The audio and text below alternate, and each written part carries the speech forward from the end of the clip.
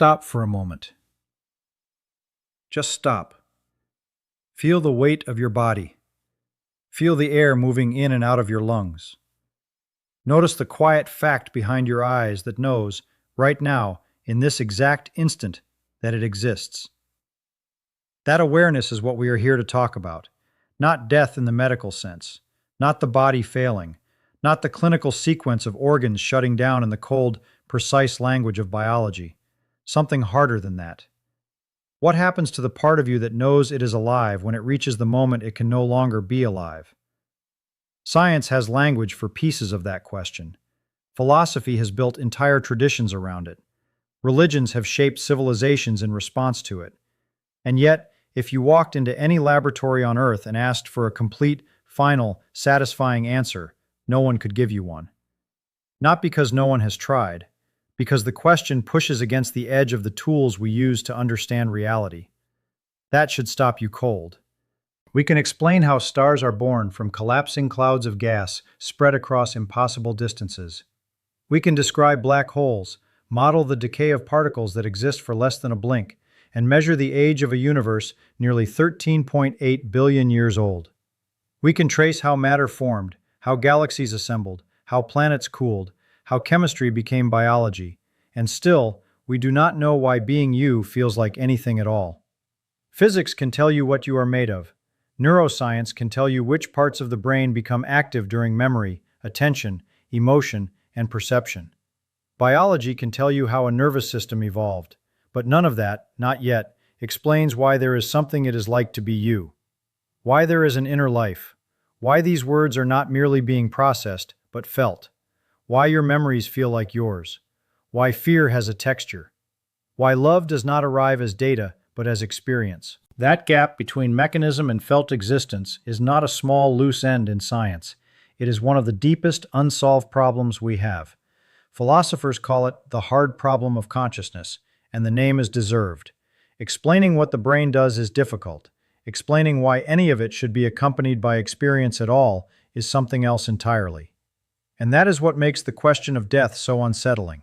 Because when we ask what happens at the moment consciousness ends, we are not only asking what happens to the body, we are asking what happens to the only part of reality any of us has ever known from the inside.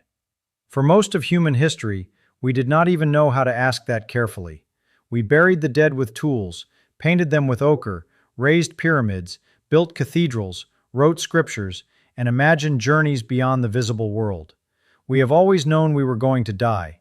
We have almost never been able to accept that fact without a story. And maybe that is not weakness. Maybe it is a clue to how strange this situation really is. Because after billions of years of stars igniting and dying, of atoms forming and reforming, of matter drifting through dark space, the universe produced something astonishing.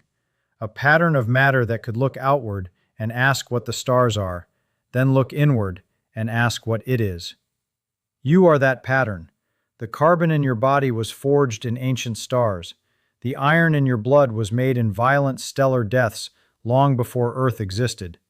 In the most literal physical sense, you are made of the ashes of stars. But that is only the beginning of the strangeness, because somehow, in one particular arrangement, matter began to feel. It began to see color, fear loss, recognize a face in a crowd, replay regret, anticipate tomorrow, and know that time is passing while it is still inside time. Science can describe the ladder that leads toward that mystery. Physics gives rise to chemistry. Chemistry gives rise to biology. Biology gives rise to nervous systems. Nervous systems give rise to brains. And then we reach the step no one fully understands. How does a brain give rise to experience? One influential attempt to answer that comes from integrated information theory, associated with Giulio Tononi and collaborators. In simple terms, it suggests that consciousness is related to how much information a system integrates into a unified whole, how much the parts of the system depend on one another in a way that cannot be reduced to isolated pieces. It is an important theory, but it is still a theory, not a settled final answer. Still, even as a framework, it points at something powerful. A calculator processes information, but each step is separate. There is no inner world there, no unified perspective. Your brain is different. Billions of neurons are active in patterns that continuously influence one another. What you see is bound to memory, emotion, bodily sensation, expectation, language, identity. Everything is folded into everything else. From that perspective, what you call yourself may be less like an object and more like a dynamic pattern. Not the atoms themselves, but the way they are organized. Not the hardware alone, but the living process running through it. You are, in a very real sense, an event, a structured pattern, a temporary order held together in matter. And that changes the question, because then death is not only about tissue failing, it is about what happens when a pattern collapses. What happens when the system that integrated experience can no longer sustain that integration? This is where people often reach too quickly for certainty. Some insist that consciousness is nothing more than brain activity, and therefore the whole matter is closed. Others insist that consciousness must survive in some personal form beyond the body. Both positions offer relief. Both move too fast. The honest scientific answer is harder. We have strong evidence that conscious experience depends on the organized activity of the living brain. Damage the system and experience changes. Interrupt its function and awareness can narrow, fragment, or disappear. By every measure we currently have, the coherent, unified experience we call a self depends on the brain maintaining a very specific kind of order. When that order breaks down, the experience appears to end. But even that does not exhaust the mystery, because physics introduces another strange idea. Information occupies a special place in our understanding of reality. Modern physics has wrestled for decades with whether information is ever truly lost. The black hole information paradox forced that question into the center of theoretical physics, and the broad direction of the field has moved toward the view that information is not simply annihilated, even in extreme conditions, but transformed, dispersed, or encoded in ways that may be practically unrecoverable. That does not mean your consciousness survives as a ghostly person hiding somewhere in the equations. It does not mean physics has secretly proven an afterlife.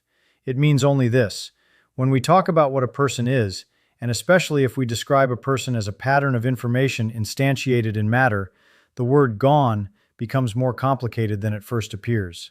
A pattern can be broken, a song can stop, the air that carried it still exists, but the music as music is over.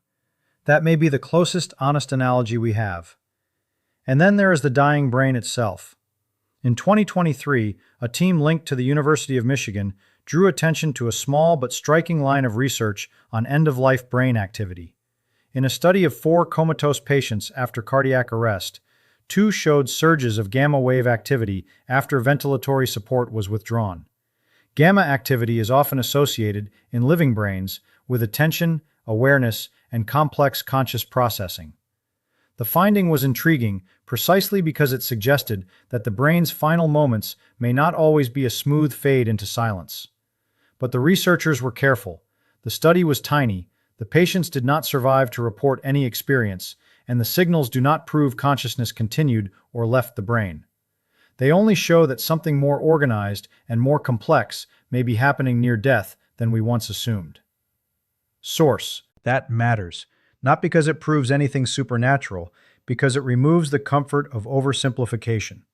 The final moments of consciousness may not be nothing. They may involve a last intense reorganization, a burst of activity, a final flare of the system as it fails. Some survivors of cardiac arrest report vivid experiences, unusual clarity, intense memory, a sense of expansion or detachment. Science cannot yet tell us exactly what those experiences are, when they occur, or whether they reveal anything beyond the brain, but it can no longer pretend the boundary is simple.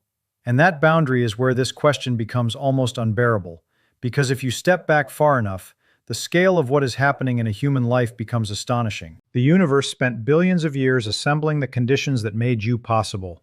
Stars had to form, live, and die. Heavy elements had to be created and scattered.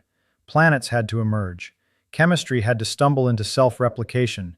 Evolution had to move through uncountable dead ends. Nervous systems had to become more complex. Brains had to become capable not just of perception, but of reflection.